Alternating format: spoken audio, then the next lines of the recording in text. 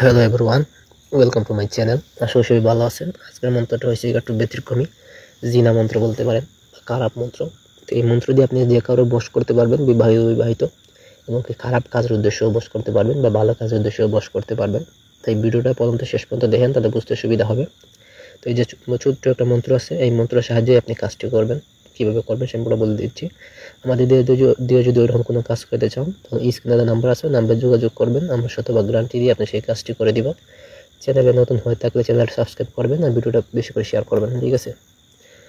তো এই মন্ত্রটি 11 বার পাঠ করে কীভাবে বশ করবেন সেটা বলে দিই। মন্ত্রটি হচ্ছে ওম নম নম বিষাণী রূপ ত্রিশূলে খড়গহন্তে সিংহা রুড়ে অমুকং মে বসমা গচ্ছ কুরু কুরুষা।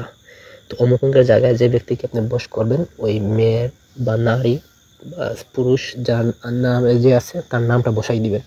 বসাই দিয়ে আপনি যে কোনো মঙ্গলবার এটা আগে আপনি সিদ্ধ করবেন। 1011 বার পাঠ করে এটা আগে সিদ্ধ করবেন। সিদ্ধ করার পর আপনি করবেন কি, যে ব্যক্তিকে আপনি বশ করতে চাইছেন তার একটা কাপড় বা ব্যবহার করা জিনিস আনবেন আপনার কাছে।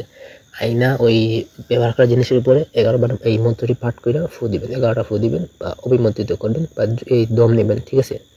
তো এটা করবেন হচ্ছে কি, কখন আপনি ওই নাপাক অবস্থা করবেন।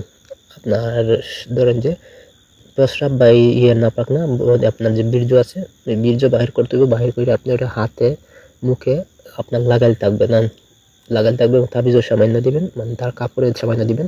দিয়ে আপনি যে ফু দিবেন বা হচ্ছে অভিমন্ত্রিত করবেন, কইরা আপনি তার যে জিনিসটা আছে ওই জিনিসটা আবার জায়গা মতো রেখে দিবেন যাতে সে ওটা ব্যবহার করে।